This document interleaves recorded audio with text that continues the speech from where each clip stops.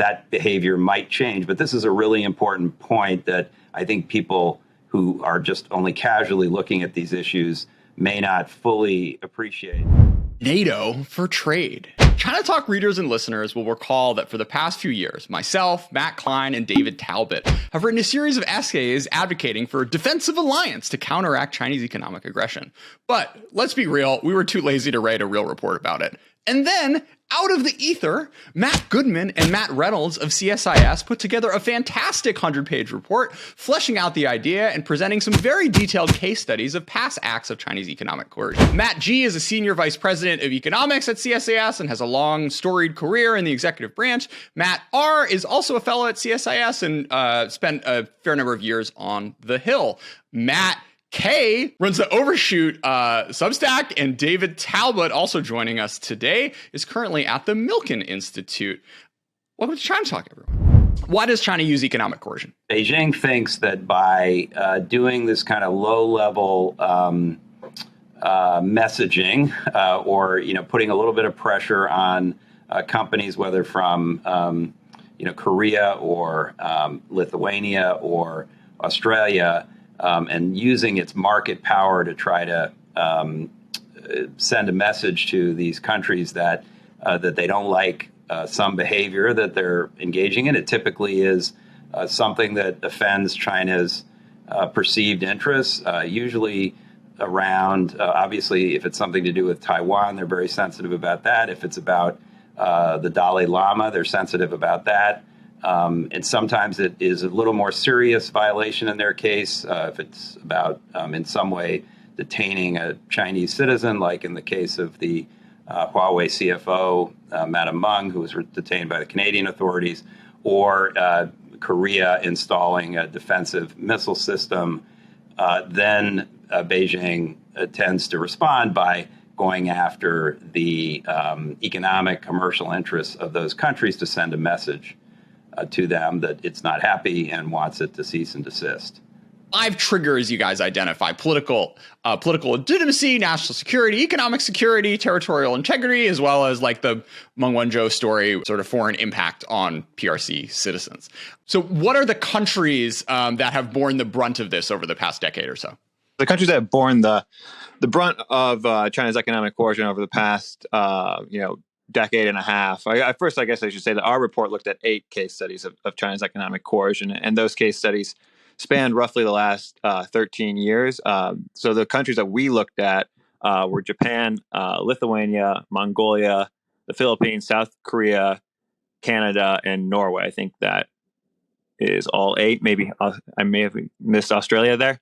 But what we see is that China prefers to pick on countries that are much smaller than itself, at least in economic terms. And then on those triggers you talk about, we identified 5 main triggers that kind of align with what China sees as its core interests. So I think there are a number of reasons why China uses economic coercion. It's to try to defend those core interests, but then also it sees coercion as sort of a low-cost way to try to deter future behavior that might violate those core interests. I did find it pretty interesting that like the biggest, baddest country that the Chinese government targeted with this playbook was Japan all the way back in 2010. And almost seems like someone's learned their lesson that it's not necessarily the best idea to pick on, the number 2 economy at the time in the world in order to, try to use these sorts of tools to get your way. But anyways, let's walk through the tool set. What are some of the most salient economic as well as non-economic tools in the PRC's toolbox? Yeah, so what we see is that China uses a variety of different tools to implement its course of economic measures. Broadly, what I would say that China most likes is to use import restrictions, and those import restrictions are often targeted at commodities. But we have seen China also use export restrictions. In the case of Japan that you just mentioned there, China cut off rare earth exports to Japan. You could also say that export restrictions were used to an extent in the Lithuania case because China effectively implemented a de facto economic embargo on Lithuania, but because trade was so minimal between Lithuania and China, it was sort of inconsequential.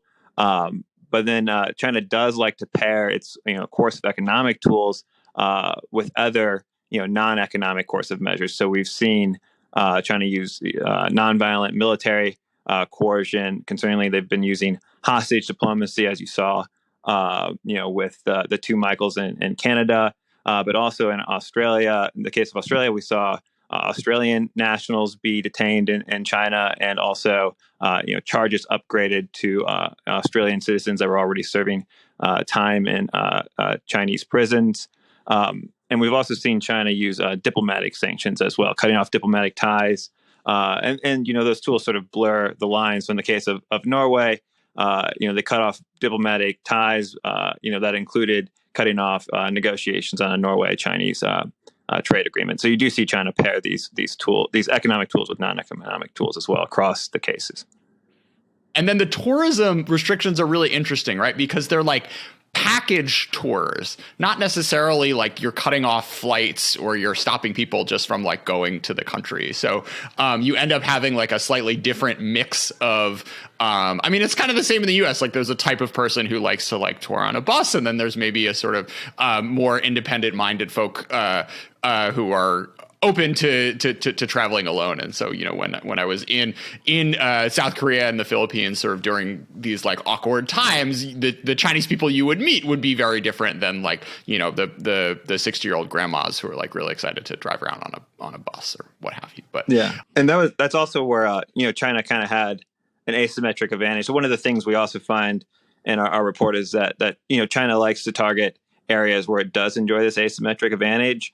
In the case of tourism with Korea, I think half of overseas arrivals to South Korea for tourism came from China. So that was an area where China could exert some pain on South Korea without incurring a large cost itself. What's the track record here? How on a sort of like tactical and strategic time horizon have these efforts ended up working out for the PRC?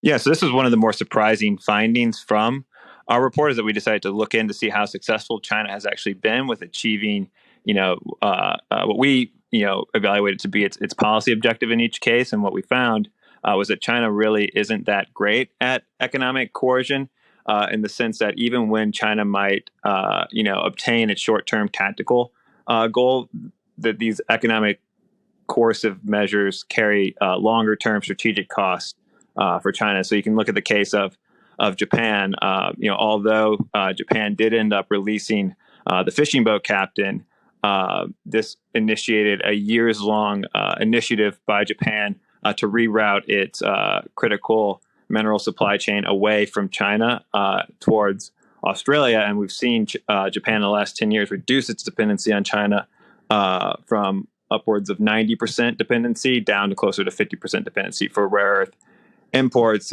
You can look at the case of Australia as well. China's coercion has pushed Australia closer to the United States, in a military national security alignment. We saw the AUKUS agreement being inked. I believe that was in 2021. At the same time, Australia never backed down on its calls for an investigation into the origin of COVID. And today we've just seen, recently this year, China is looking for a way to sort of normalize relations with Australia without Australia really making any concessions.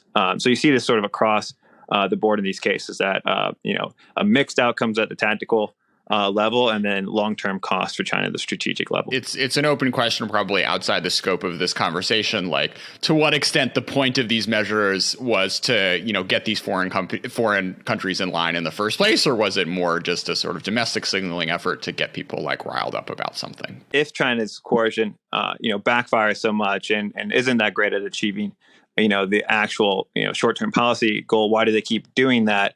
And we could sort of talk about this in the report, and it's most likely probably because China perceives that there is some deterrent effect that it gets from to use the cliche idiom that is circulating on this, killing the chickens to scare the monkey. So we do concede that there probably is this deterrent effect, but it's very hard to quantify that deterrent effect, right?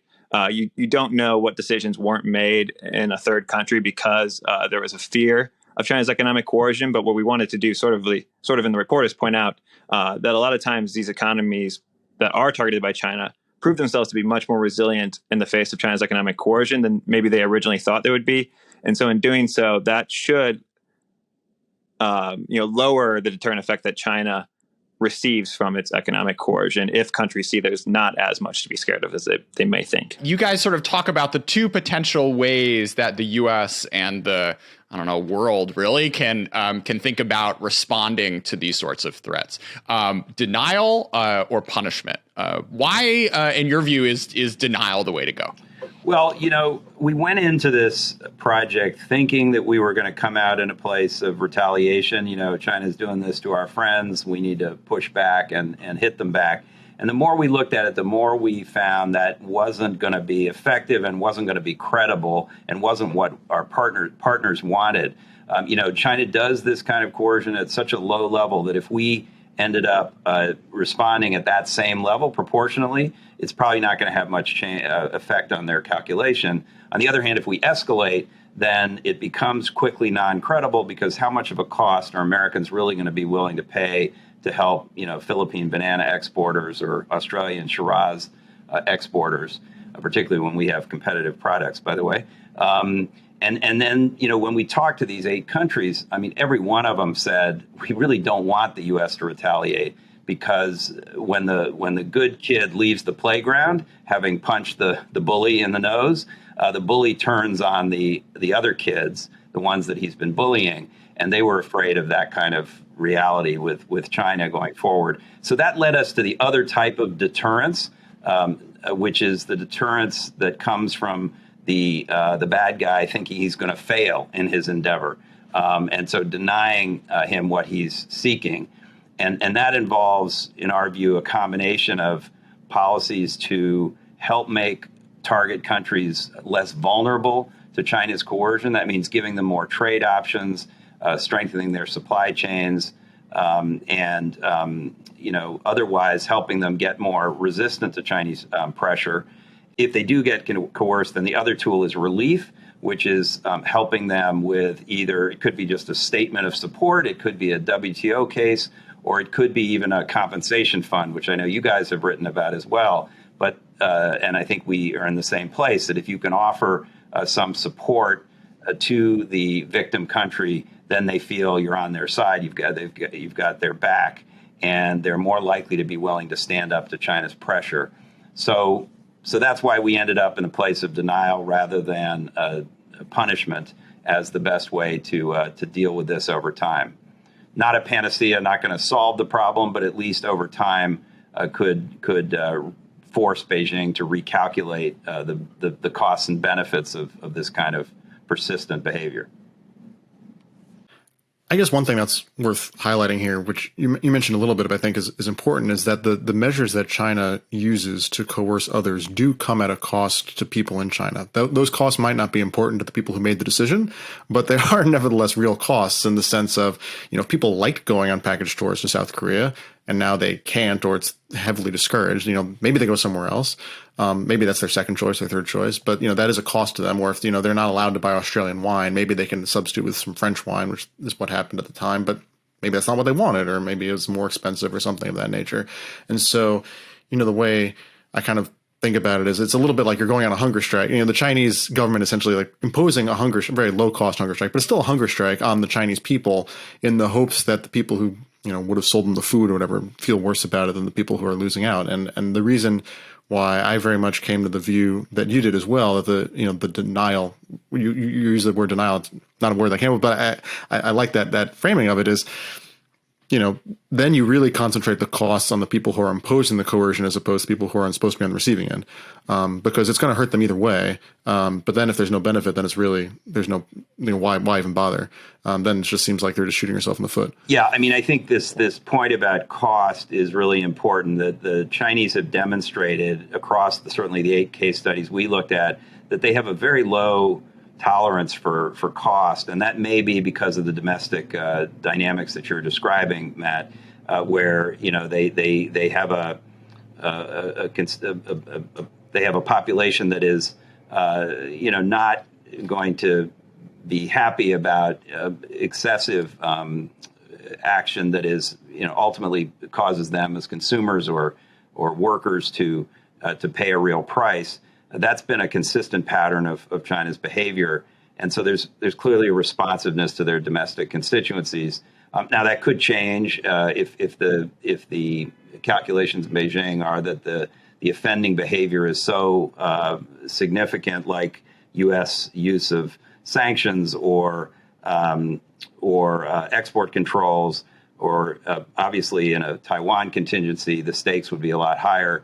That behavior might change. But this is a really important point that I think people who are just only casually looking at these issues may not fully appreciate is how cost intolerant China is. They just don't like to pay a huge price.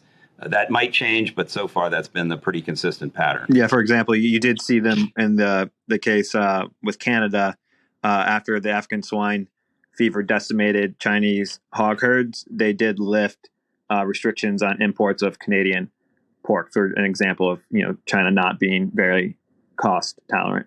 Yeah, I thought that was a fascinating finding, and one of the others that I really have been brewing about since reading the report is this, distinction between denial and punishment, because in some of what Jordan and I have written, and all three of us had written before, we talked about tools to expand the, I guess you could call it the offensive toolkit as well, whether that's expanding Section 232 authorities to be able to, incorporate U.S. allies' national defense in sort of U.S.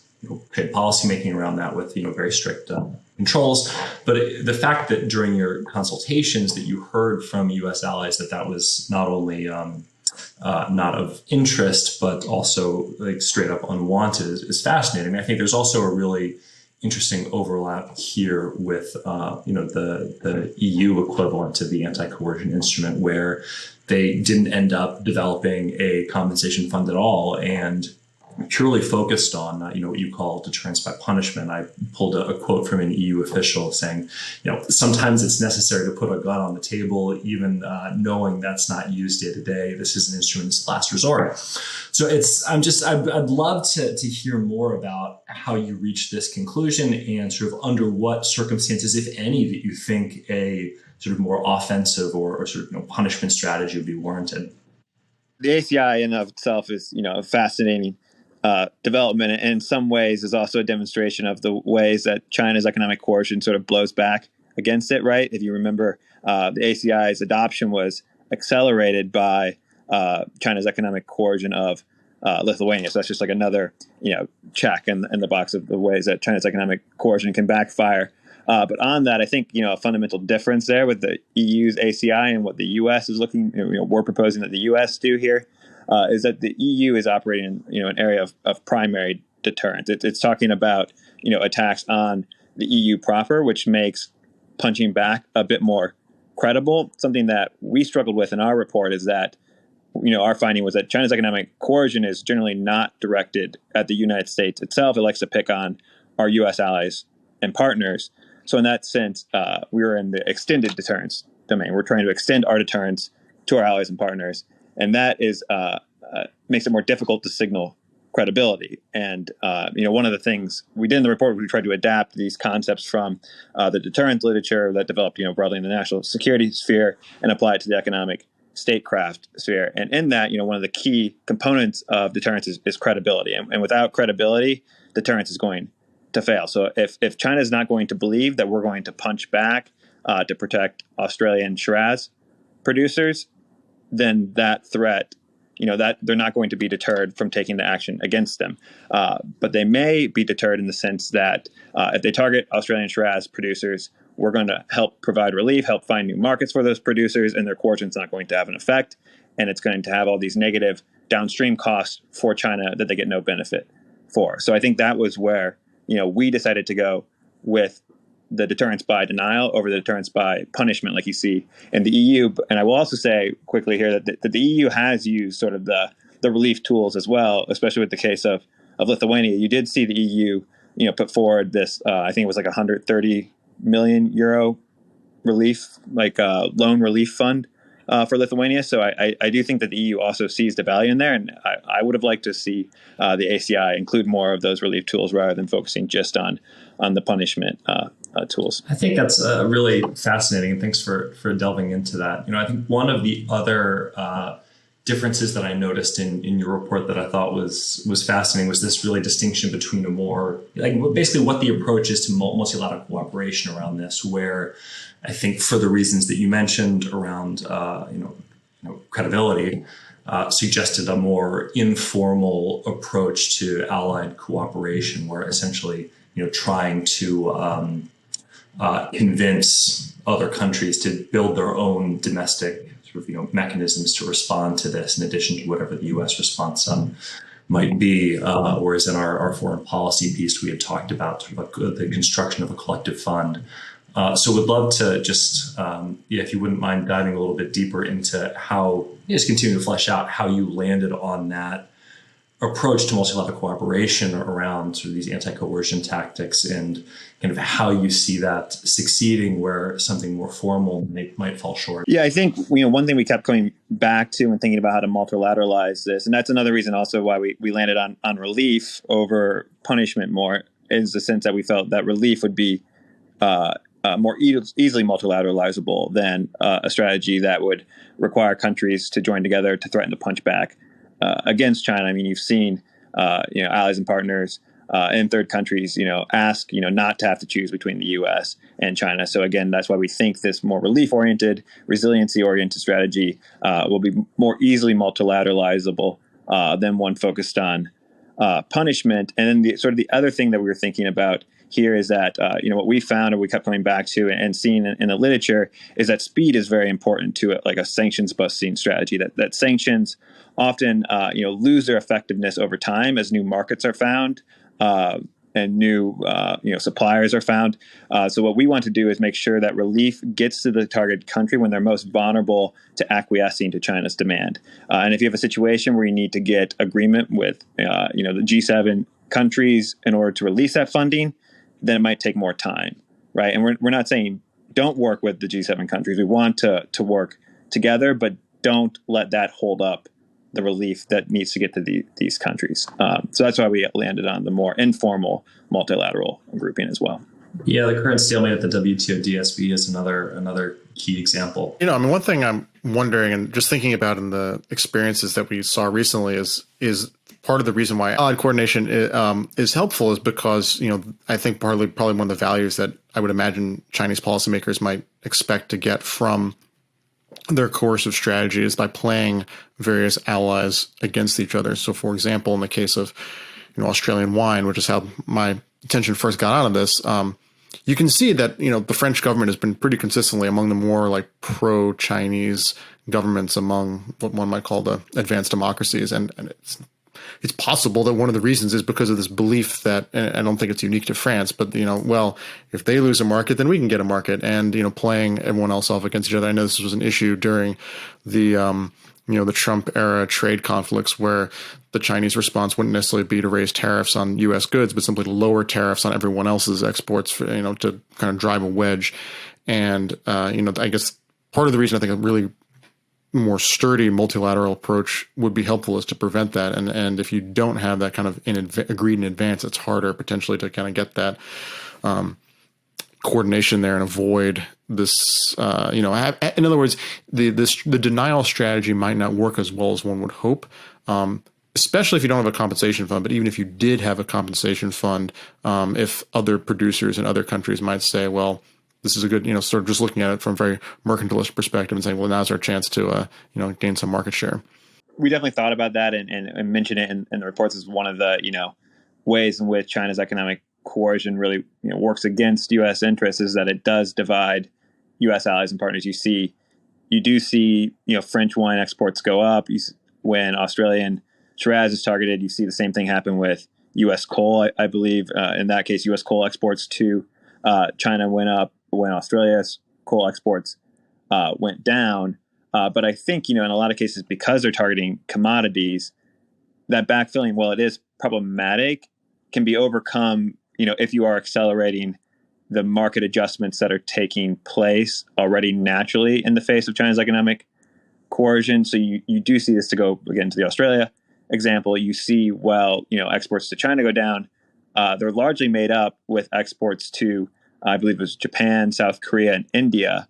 And so there was a study released by the Australian Treasury that we cite, showing that although the value of Australian exports to China went down by $4 billion, they saw increases in the value of trade to third countries by $3.3 billion.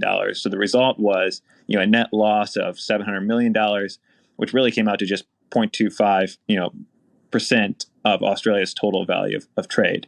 So while it is problematic, I still think that a relief-oriented strategy will provide benefits and help the targeted countries stand firm against China's economic coercion. That was another one of your findings that really surprised me, was just what the actual scale of the damage was. In our I'm going back and forth between the two studies because I think it really helps draw out some interesting comparisons to this compare and contrast. But the piece that we wrote, focused as well, had the broader application, so focused as well as a compensation fund in response to losses from Russia sanctions, and then kind of applying that same same compensation fund to help address some of the anti-coercion political dynamics that we're talking about here. But it was striking to me that when you guys actually delved in and did the research on what the losses were, that the scale was much smaller and in some ways much more manageable through it arguably lessens the need for this multilateral cooperation that we discussed in terms of feeding into this compensation fund, because the numbers are just a lot lower than I was expecting. Yeah, we were quite surprised by that as well. And we didn't do a systematic analysis of the cost. We were relying on sort of, secondary sources there. But what you do find is that market adjustment does seem to really help offset the cost of China's economic coercion, and the fact that China, it's targeting smaller countries, smaller economies than China, which is obviously most of the world. It is going after largely advanced economies like Australia and Canada, who do have, the capabilities to offset some of those costs. So we saw Canada, release, I think it was 19 million Canadian dollars of relief to Canadian farmers. So hypothetically, when you're looking to provide, this investment fund that we recommend the U.S. set up, you're going to be already, just like a force multiplier to tools that countries that are targeted already have in place. It could get more expensive, hypothetically, when you're dealing with countries that are not quite as developed. And you do have to think about also, and this is something we talk about, what countries is the United States going to provide this sort of assurance to? Is it going to be limited to some set of allies and partners? It would be expanded. Poor countries probably are going to be more vulnerable to China's economic coercion. So these are also things you have to think about as well. I know you guys are engaging with the Hill and trying to talk them into sort of supporting some sort of compensation fund. And it's it's much easier to ask for the $5 million or $50 million dollar version of this than it is the $50 billion one, which, when you think about the Russia contingency, the big one equivalent, which is where I think, this sort of thinking may have the most potential, positive deterrent impact to stopping World War III, is to kind of build that coalition, the sort of economic sanctions coalition, which you'd hope would be another reason for Beijing not to be interested in starting something really ugly with Taiwan. I'm curious, Matt G and Matt R, what lessons from this sort of economic coercion story and the sort of denial versus deterrence framework apply to the G7, trying to make as clear as possible to Beijing that an economic blockade or an invasion would be something catastrophic for the Chinese economy. The G7 leaders are very focused on this set of issues and trying to send a message to Beijing that they see their coercion, that they're concerned about it, that they're going to respond collectively. How far they're willing to go in the case of these sort of historic cases of fairly low-level coercion is the question we were kind of grappling with. We thought the more credible approach would be not to retaliate, but to provide limited amounts of relief, and meanwhile to work on strengthening the resilience of our partner economies. In the case of Russia, or in the case of some kind of China-Taiwan contingency, the stakes would be a lot higher, and then I think you might be looking at a bigger set of tools and ones that were sharper. And so that's no question that's a something that that the G7 and beyond will be probably doing things that go well beyond sort of the sorts of tools and responses that we were looking at in our report. And I also just want to connect, our report to what you guys wrote about in your piece about the Freedom Fund. We kind of keyed in on a similar insight that you guys came to, is that countries in these scenarios, especially when you're asking countries to retaliate, often they'll have, they'll be asked to bear unequal costs, right? So some countries may hold choke points over Russia or China that others don't. So in order to get buy-in, you're going to have to look at probably trying to spread those costs around in a more equal way. And we came to the same conclusion, right, when looking at building a coalition to retaliate against China.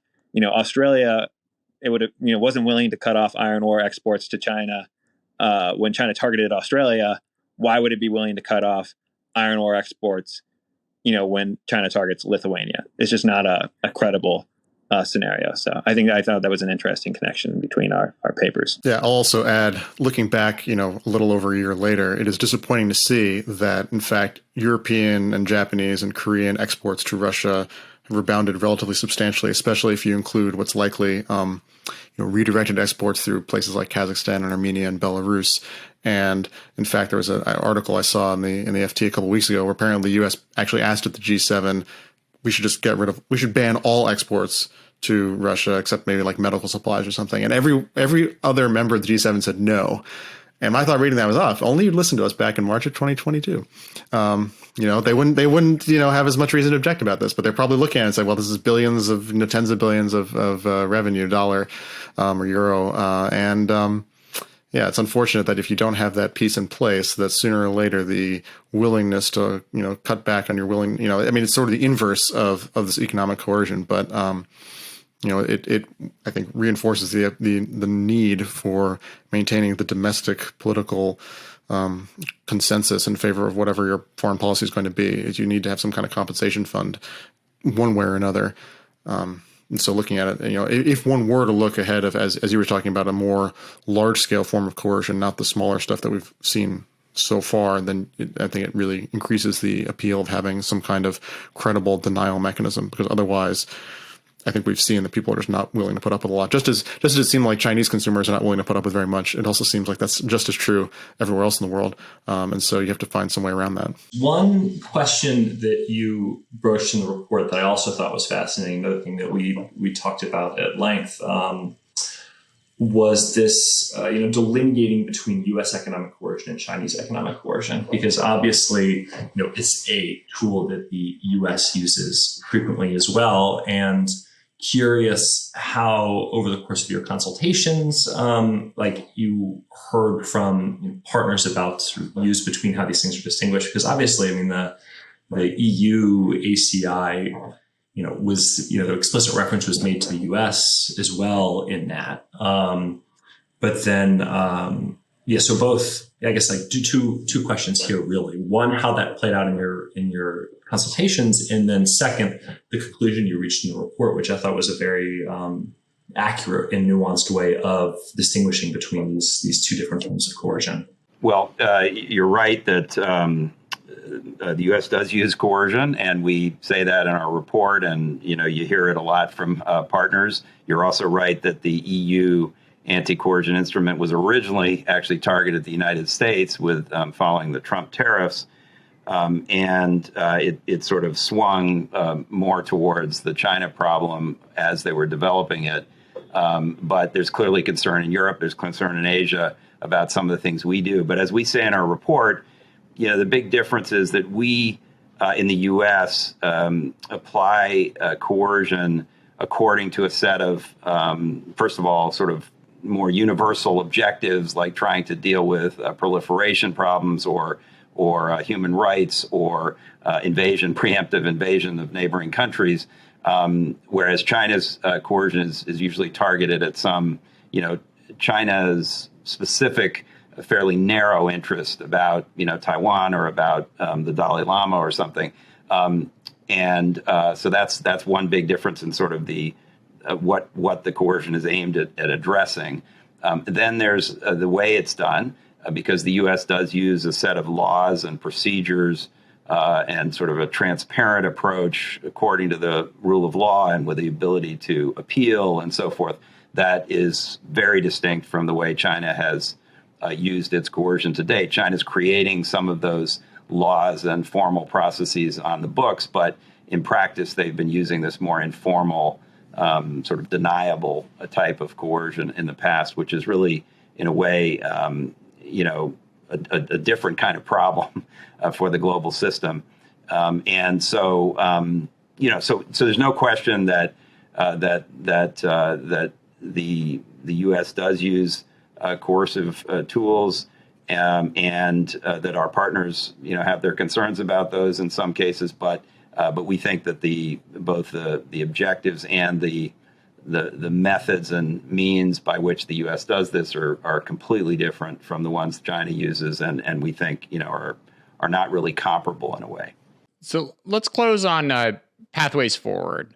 So you identified a number of things that the executive branch can organize around without necessarily congressional movement. There are all these tools that currently exist that you could coordinate in a coercom, which is a nice little wrinkle there.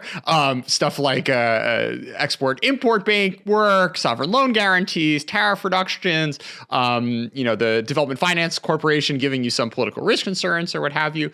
But you've also seen a number of Congress people kind of get excited about doing something from the Hill on this, on this direction. Do you want to, maybe give us a survey of the different approaches that you've seen proliferate on Capitol Hill, and I don't know, pick your favorite or sort of handicap where you think the dynamics are around setting up a sort of bucket of funds or some other legislatively driven activity that could reinforce the deterrence that we've been speaking about for the past hour. What strikes me in looking at these various proposals, there's a version of a bill on the House side sponsored by Democrats Barra and Meeks and Republican Tom Cole that is surprisingly aligned in a way with our approach, in the sense of trying to have mechanisms of relief, of helping targeted countries with more foreign aid, export financing, sovereign loan guarantees, some of the things that you mentioned that we have in our report as well, allowing them preferential access to our market. Now, the one thing that this bill, and then on the other side, on the Senate side, there's a bill co-sponsored by Todd Young, a Republican of Indiana, and Senator Coons of Delaware, a Democrat of Delaware. Similarly have, I think, similar provisions in both. They do both have the possibility. I'm reading now from a summary of the Barra Meeks Cole bill that says, gives the possibility of increasing duties on imports from foreign adversaries committing economic coercion. So they do include sort of retaliatory tools, and I guess our answer to that would be, that's understandable that you want to put that tool in the toolkit. And there may be a need for it if China sort of breaks pattern and starts escalating in the way and being willing to pay more of a cost by imposing higher levels of coercion. Then you might really want that tool. But based on what it's done to date, we don't think that tool is going to be all that useful. But having it in the toolkit and showing that you're willing and ready to do something like that is understandable from a congressional perspective. We're happy to see all the interest, in countering China's economic coercion in some ways. It timed really well with the release of our report that we're getting, that this issue is getting so much attention right now. But I would just say, one thing that I think is really missing from, the response so far is just, re-engagement and free trade agreements. That I think would go a long ways to counter China's economic coercion. Because again, one of the key findings in our report is that you do see these market adjustments happen naturally in the face of China's economic coercion, and having those deeper economic relationships with our allies and partners will decrease China's influence relatively vice versa the United States. So that's one big missing piece so far. If I could just foot stomp that, I think this is one of the key tools that we need both to respond to China's coercion and to pursue our broader interests. That is, negotiating more free trade agreements with our partners. And we spend a lot of time in the CSIS economics program looking at U.S. economic strategy in the Indo-Pacific region, which is kind of where the money is and where the rubber hits the road on U.S.-China economic competition. And, we think it's absolutely critical for U.S. strategic interests both to pull our partners closer in to us, because this is what they really want from us. They want more trade. They want more access to our market, but also to, as a tool of responding to China's economic coercion, absolutely critical. And I think both in Congress and in the administration, frankly, they ought to be looking harder at how we get back into the game of negotiating trade agreements. Politically challenging as that can be, I think it's just vital to our strategic approach to these issues. Any sort of thoughts on the rumblings around a U.S.-Taiwan free trade deal? It seems like there's a little more room for this than there maybe was a few years ago now. Yeah, definitely. I think that the U.S. is looking seriously at doing something more on trade with Taiwan. That was always a problem historically, not only for political reasons, but also because of some of Taiwan's own economic practices, and the Tsai government has tried to take on some of those issues to position this as something that could be actually turned into an actual trade agreement of some kind. So there are active discussions underway, and I think probably it's likely that that's going to be one of the first things whenever the U.S. does get back into really negotiating something like traditional trade agreements that's going to come through the hopper. It's definitely more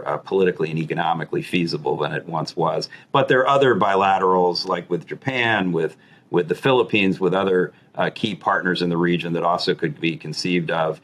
And then, but none of that, in my view, is a substitute for ultimately the U.S. leading a high standard, comprehensive regional trade negotiation in the region, like the Trans-Pacific Partnership. And I think we do need to get back in that game eventually. Thanks so much for being a part of China Talk. Thanks a lot.